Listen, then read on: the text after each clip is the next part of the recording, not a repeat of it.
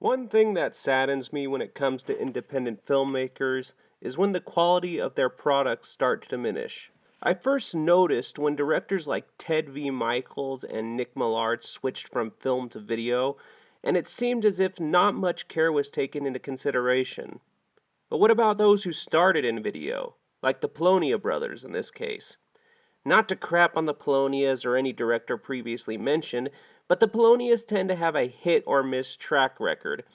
But even in some of their lesser films, there was mood, creativity, and something that was admirable. That's not the case with Bride of the Werewolf. Bride of the Werewolf was released in 2019 and was directed by Mark Polonia. The plot follows two women who go on vacation through Europe. When they are accosted by creeps, they are taken in by a kind stranger named Saul and his disfigured assistant. It turns out that Saul's a werewolf and the townspeople decide to go after him. Escaping, one of the women falls in love with Saul and says her father can cure him of his lycanthropy.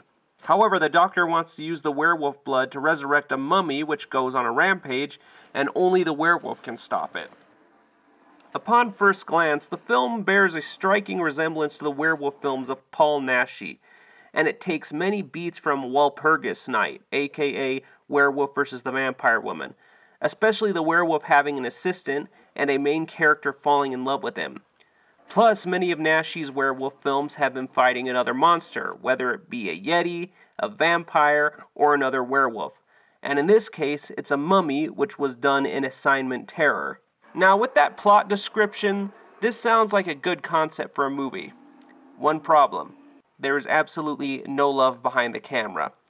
This might be attributed to the producer or a limited time frame, because this movie feels like something a teenager filmed in his backyard. The film takes place in Europe, but no one even tries to put on an accent. Silver bullet? You're as crazy as an old woman. Look what we found. Two lost ladies.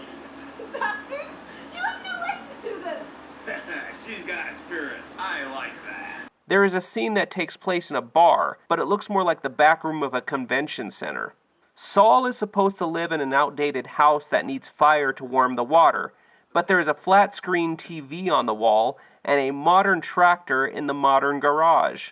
The lighting is flat and uninteresting, utilizing predominantly natural lighting with a few scant colored gels thrown in. The effects are basic, such as putting blood on a fake knife and rubbing it on the actor's neck to simulate a slit throat. The werewolf costume was purchased online, so was this plastic set of stocks. The weapons are obviously toys, and the mummy has gauze on it. The continuity is also botched, as the doctor's lab is a stock image of a gloomy castle, but when the actors leave the building, it's a garage on a 2-story house. So yes, this film fails in the production department. Is there anything to recommend? No, not really, except for the ending, which is the only scene that has Mark's atmospheric style. But outside of that, stay away. I'm the Cinema Fanatic, and I'll see you next time.